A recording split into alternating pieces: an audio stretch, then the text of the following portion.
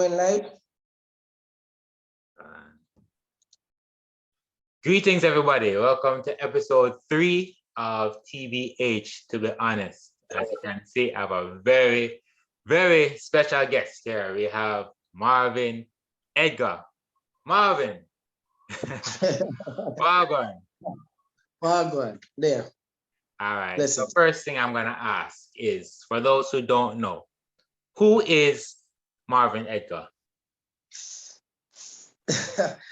Well, I mean, outside of being the comic, the comedian, everywhere I go, I'm really more of a people person. I love children. I'm very God-fearing, although when you have conversations with me when I'm upset or I'm defending the rights of people, you might see the other part of me. I think it's the rebellious part.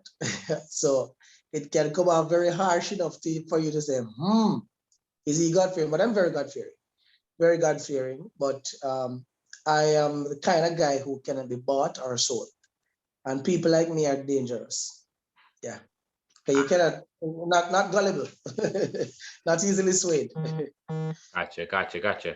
All right, so my first introduction to Marvin was I started NCU 2010, January 2010, and you're already a student. When did you start NCU? 09. Okay, you're right before me. Yes. Okay.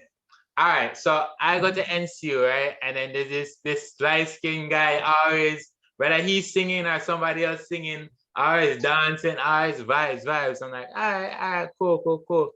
As I don't know if it's mentioned it, but you have a singing ministry. You were doing a lot of projects back then. Can't say had a singing ministry, but Gotcha. I mean, I still have a knack for singing. I love singing. As a matter of fact, it's just 2 days ago I advertised on Facebook that I want a keyboard player to come by the house. Them things are free thing. I go pay them, but I know nobody to show up. So I guess everybody rich because I can't play the keyboard, but that's my inspiration. I get my musical inspiration from that. So I mean, if you were here, well, you know what's going there. Yeah.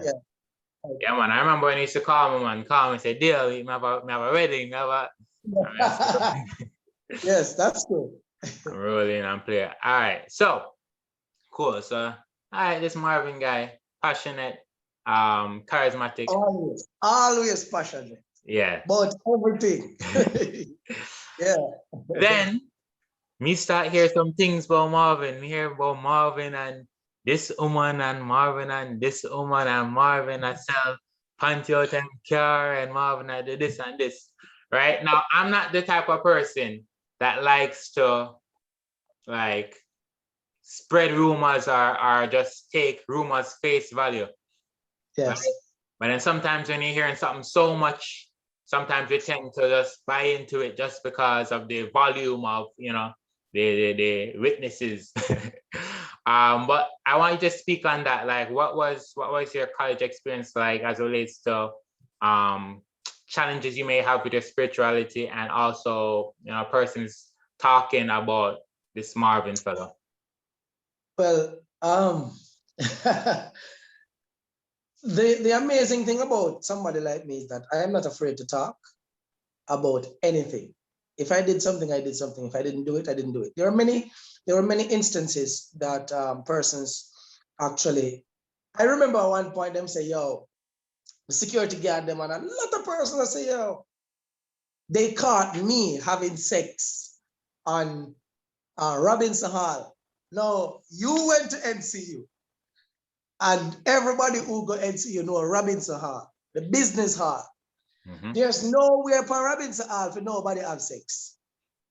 Nowhere. Because that's where a lot of classes are kept. That's one. Two, when day school done, evening school finish, starts. So a lot of persons, when me hear the thing and them say them catch me, so me say, so if they caught me having sex on the Northern Caribbean, everything was about sex. Why? Because Marvin was a girl's man.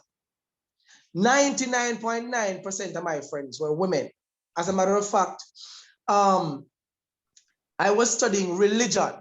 Right. And I didn't do religion with the intention of being a pastor. I also used to sell panties and brassiere for sure. So some of the security them used to call me PP, panty pastor. And some persons, yeah, a lot of the security friends, they will tell you. My real friends, them know me. And if I was going to have sex, I live like basically 2 minutes from NCU. I have my own room, own place, my own thing. Why would I want me, the most popular guy in the school, I saw me, honey, I saw me want sex, that's me gonna have sex part. The Robinson Hall, where? In the lecture theater? No. Downstairs, down at the religion department? No. Up on the second floor where the business and the teacher people? No. The counseling people in there? No. Where? Where are you gonna go? Because all the rooms are always filled. And how would that sex be had? Because yeah, people would have been hearing women moaning and carrying on, and but when I, for me, it was not even so much the rumor; it is the extent of the rumor. And I am a jovial person. When we heard up with it, a lot of them thought that they could probably get me down by that. Me laugh, and from me know myself until today, my name ever called with women. Is it true? It is very likely to be true. Very, very likely. You understand? But ask Marvin, I will tell you. Since as you want to know, me will tell you. You understand what I say? And I mean, for me, when it comes to flirting, I was very flirtatious. I mean that. Me love woman bad. But do not call my name and tell me that I was in some compromising positions and that kind of thing. You don't have any proof for it. Because at one point, I literally started to say, all right, I just started to put on my feet and my voice. I say anybody me hear it from, them have to go pay for where them attack. I had to say that because, and I was very serious. At that time, I think the whole law of defamation of character had come out to be a very strong law in the country. I said to myself, I'm going to literally sue some people for defamation of character. And I think that there were some grievances and biases from the religion majors at the time, some of them. You could see the hypocrisy from them face from far, not for them. Because they didn't talk to the young ladies who had their tongue pierced and navel piercing and stuff. They saw them as Jezebels, most of them. I mean, they didn't outrightly call them Jezebels, but you could see from their lack of interaction. And the sad part about it was that when them have prayer garden, them always want the same girl them to come. Would you like to come to prayer garden today? And when them have weaker prayer, that's the only time them remember, said those young ladies have souls, have a soul. That is the only time they remember inviting you to weaker prayer. And that's when the deep hypocrisy comes on, because after those spiritual gatherings, they forget about them totally. They forget about them. They do not wish to be seen in the public with them because they're going to be said, how can you be in the company of these Jezebels? Well, me love a Jezebel. And today, I can tell you that I have had some of the best of friends from some of these Jezebels. You hear me tell you, some of them, I don't even know if they're man or woman. You understand what I say? Because I never go down them the partner with them. But the fact that you affiliate yourself with them, they think that those women, some of them are loose enough to just give you sex. Yeah, some of those young ladies are some of the sweetest young ladies ever. The fact that you wear a tongue ring or a nose ring or a navel ring doesn't negate the fact that you have a soul. You have a soul, and God cares for you just like me, I care for anybody else. And I could not for the life of me understand how is it that Christians on a whole would shove some of those people aside and cast and talk about them when God said in his words that he would leave the 99 and go in search of the one. So enough times when we in a church and things say God is 100% present. God not present nowhere. God is busy in the world or on the streets, in the go-go club, right? He's in the clubs trying to win the hearts of some of these people back to the fold. That's what the scripture said. He will leave. He didn't say that a fragment of him would have stayed. He said he would leave the 99 and go in search of the one that went astray. And that is why the parable of the prodigal son is so powerful. The story of Mary caught in the act of adultery is so powerful. The woman at the well, and we don't ever get the lessons from those. And even with Zacchaeus, it shows you that God has a pattern of reaching people who are thieves, murderers, prostitutes. He's always upon the mission to rescue those kind of people, where we, Adventists, Christians, not even just Adventists, a lot of Christians do not wish to affiliate themselves with the people who, by looking at some people, we already become their judgment. And we become so judgmental, and we begin to tell ourselves that they are demons and they are Jezebels and they're this and they're that. But the truth is, most of who are now Christians forget that a lot of them came out of wedlock. So enough of know, yeah, it's not all of us were born in wedlock, which makes you which makes you what they call it for persons who know. Bastard. Bastard. Enough of know about even pastors. How many pastors can come and brag that they came out of wedlock? And so what? So what? At the time it was wedlock, but some of your parents divorced along the way. Yeah, there are many situations that the fact that you were born in or out of wedlock, the fact that you were born, it simply means that you were created to have been here. God wanted you to, if God did not want you, the child, to be here, you could not be here. Yeah, and we've seen that. The story of David with Bathsheba. The reality of that situation was that, you know, David had sex with Bathsheba in a wrong way. He committed so many crimes to have had the one woman. So God said, listen, she's pregnant, but I'm going to kill the child. But, and in a them time, then David, when you have a child or when a woman is pregnant, it was a big deal because everybody was praying for the Messiah to come through their line, especially as a boy child. Right. Everybody thought this could be the Messiah, but God promised him from the same woman, you know, the same woman, God killed the child and said, all right, although I kill this child, I'm going to bless you and I'm going to bless this very same union. You're going to marry this woman and I'm going to bless the union. I'm going to bless it. And I'm going to give you a good child. And Solomon came from that. Solomon. True. So sometimes when you think that God would be, the Bible is fun. That's why I mean, I know how some pastors get up and think that once people commit fornication or something that God write them off. No.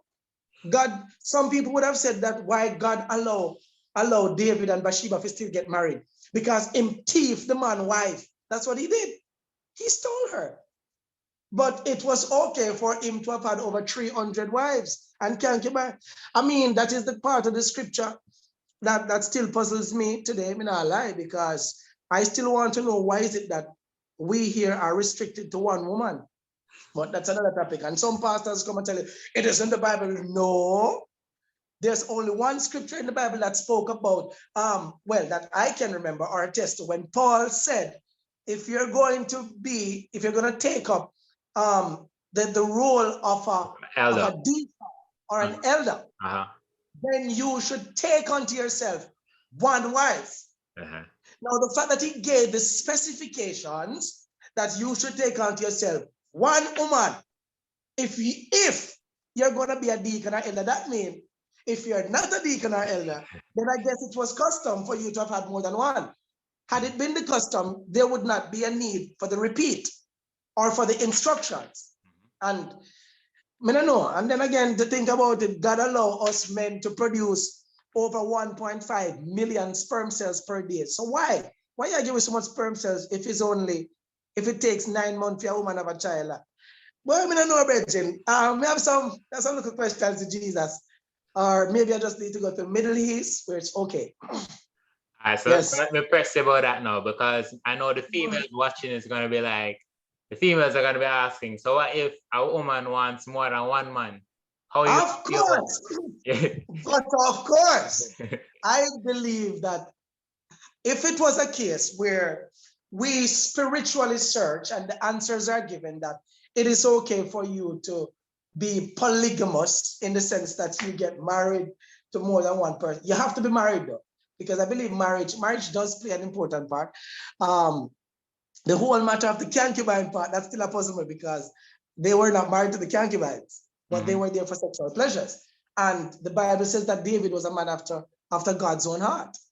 And there are just certain scriptures that when you think about it, you say David was highly respected. There was a point, where God did not allow David to build the temple because he said that you are washed in blood. That David killed a lot of people. Yeah. And God wanted a purer heart, with not that much blood for them to actually build it. And he said, but don't worry about it. Your son will build the temple. And I mean, there are a lot of questionable scriptures in the Bible. And what I don't like is when a lot of pastors, when they're approached with it, they come with some of the cheap excuses and tell you that, oh, this was after the dispensation of this and this was abolished. And I want to show one of them come show me where it was abolished that a man should not have more than one wife. But I want the pastor who can prove that to me. I mean, there are a lot of questions. There are a lot of questions. But the question that you're asking about women, of course, then if the man can have much wife and it's okay, then of course the woman can have any much man she wants. A lot of us, we treat women and we think that women should be slaves. We think that women, once you have the woman, that woman should be your servant, wash your clothes, cook your food, iron your clothes, and service you sexually, yet look after the kids and go. When you think about the many things that we're expecting from our women, no wonder why some of the women, they hate men so much. Some of them become lesbians because they just cannot see through confining themselves to all of that. I don't want to talk about the show in a minute. No, the good man. Are you the people that I'm going to join for? Trust me. But here's my question though. All right, I hear you. And even if scripturally there's no evidence, I'm thinking practically, right? Because look on Sarah, right? Today Sarah's like, yo, Abraham, see Hagar there? Boom. Then next couple of years is a different thing, right? So I'm thinking like, just practically speaking, is a lot of problems can come from this polygamous thing. What do you think? Well, I mean, there are a lot of problems and there are a lot of solutions. Okay. And just like what I must say with the vaccine, so the vaccine give you more benefits than the risks. I think you'd be surprised to know.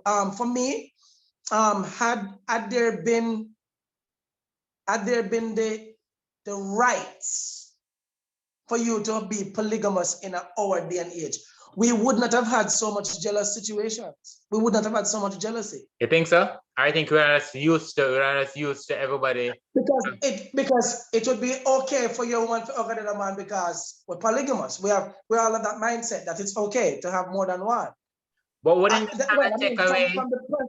Because a lot of people die because of jealousy. A lot of people commit suicide and kill because they just cannot stomach their partner being with another person. A lot of how many people have died because of that? A lot. That's true. But doesn't it somewhat take away from the specialness of having an exclusive relationship when it's just, say, I am hers and she's mine? Like that can't be replaced if I'm hers, but he's hers and he's hers.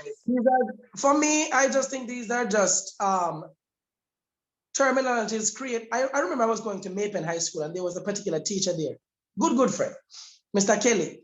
And Mr. Kelly did start to ask some serious questions, older man. And him start asking some questions and I say, yo, look like Mr. Kelly, I lose his mind star. But I won't lie, there was one thing I remember he said to me. He said, Marvin, I believe that the first contraceptive that came about, or contraceptive, was for one man to marry one woman. And I think about it because the Western world is really this side of the world that practices this enough. Down the East, and I started to look from it from a religious perspective. The most religious groups, even we go as far as to call them fanatics, to how serious they take it, are the people in the East. Yeah? Yeah. Muslims and dumb people, them serious about them thing. Jews, very serious about them thing. Yeah. Any religion from that side, even the Buddhists, you understand what I'm saying? They take their religion serious. Over here, so we wear anything we want, God church. Down there, so you cannot do that. On our spiritual days, whether it be Sunday, so some of us we leave and we go to the shop. Some of us we get up and we iron. Some of us we do. But you never dare try that down in the Middle East. you can't even spit, because a lot of them still believe in those. You can't even spit on the holy day. You can't, they kill you. You're stoned to death. And you would say that they're fanatics and stuff. But think about it. The Muslims, they pray 3 times a day. 3 times a day. There are little things about their Christianity, whereas we might not support some of what they do, but they're doing it based on what they have read in their holy book. It's just like us. If a man come to you and tell you that, brethren, Adventism is this and that, you'll get defensive because you were coerced, you were taught that this is the way, and your belief systems have strengthened so much that if anybody dare to come across and tell you, say, yo, Sabbath of foolishness, and you'll get so defensive that you might even want to hurt them, you might even want to kill them, depending on how much it means to you. Their spirituality and their religion means so much to them that they will kill for it, to preserve it. And that's the mentality David and the other persons had, remember. They will kill. When we hear people talking at food time about God not kill nobody, and when you, like let's say, Mr. Boy, for these pastors who are blatantly doing whatever, or some people who are blaspheming, and you get them and say, yo, I want God to kill them. You can't talk like that. They say that you're ungodly and you're wicked and God don't be like that. And how can you be a man of God and talk about God to kill the person? So me always ask the question. So when we go down a hell, I walk a light fire. I walk a burn with. But watch it now. Watch it now, Edgar. Here's the thing though, right? So sin is sin, right? Sin is sin. All right. So the same right way across the board. The same way how you can't condemn Jezebel them. How you gonna condemn the pastor them? Same sin. No, I mean, good point. It for me, to each his own. I am the kind of guy who will always believe that sin is sin. So when you said it, I smiled because I'm like, I think he's about to touch my belief system. In the Adventist church, you and I know that sin is not sin. True. For me, I don't condemn nobody. I might disagree with how you go about something, and it might come across as condemnation or condemning, and rightly so. And oftentimes for me, my take with the pastors, where a lot of persons and church people and all, is that I will spit out condemnation at them for true, as opposed to basically comforting the ones who are cast aside and be seen as Jezebels. Why? Because I think it is Christ-like to do the same thing that I want to do. Jesus did chastise and ridicule the Pharisees. That's true. That's true. And the Pharisees, priests and Pharisees who can be considered pastors of our time. He did. He called them whitewashed sepulchre, hypocrites. But for the prostitute, he loved, and he cherished, and he embraced. For Zacchaeus, he loved, he cherished, and embraced. Not to embrace and cherish them in their present ways, but all of them, he always tell them, go thy way and sin no more. But Jesus is always angry, always angry. I'm going to use the word angry. He's always angry and displeased in the Pharisee. We think that Jesus is this little soft little man who come and speaks of, don't do that. Go thy way and sin no more. We keep forgetting the personality of Jesus that came out in the temple when it was taken for a marketplace. He whipped, he turned over. You had to have anger. You thought it was a little poorly man who came and say, oh, wow, Let me flip this table over. Woo! Don't gamble. Jesus' wrath is nothing, and none of us can withstand. You remember the story again with Elisha, Elijah, when they were calling him Baaled Elijah. Is it Elijah or Elijah? Baaled Elijah. I think it was Elijah. Yeah. And with the many kids, and God sent 2 bears to near me keep them eat up the people and picnic. This is the same God we talk about, you know. Yeah. And if you can't accept that personality of God, don't come and make it look like he is all, but very soft, and God have wrath, and God likes men who are powerful, men who cannot be bought or sold. And that's what I told you at the start of the video. I am the person who cannot be bought or sold. May we call down fire and brimstone from people. I mean that. The Zoom reach a limit. Said the meeting no longer has a time limit. Yeah, we get a notification, but it's still going, so. Okay. Yeah. All right, sorry about that, people. Yeah, man, no problem. We run it till expire and then we restart if we need to. Okay, all right, no problem. Cool. So, all right, so here's my question now, right? Yeah. I guess what I'm taking from it is that the pastors have to be held to a higher standard because they're pastors. So here's my question now. You chose the role to be a shepherd, so you have to lead the sheep. Yes? Absolutely. And lead the sheep as though the original teacher shepherd led the sheep in that time, which is Jesus. We are followers of him. And we should not step outside of that. You cannot come with your own way to lead sheep. You cannot come with your own way. Right. Because everything as a shepherd says you need to exemplify what the teacher, the master shepherd did. You must, you have to walk circumspect, exact, just like, yeah. All right, so here's my question now. So when people hold you to a higher standard now, like, so, because as you said, because I wanted to backtrack, because there's a lot of things that, you said earlier that I want to mention. You said that you went to study theology, but you didn't want to be a pastor. So no. What did you want to do with your I wanted the same information that the pastors had, because I always thought that they had that level of power above people. And I wanted to see what was it about the information you have or what you learned, as well as, to be honest with you, the majority of my wanting to have studied religion was to have had the information to accompany my music ministry. So I wanted to know that when I go out and if I should be called to do a week of prayer or something, that I was educated, because you gain more respect also.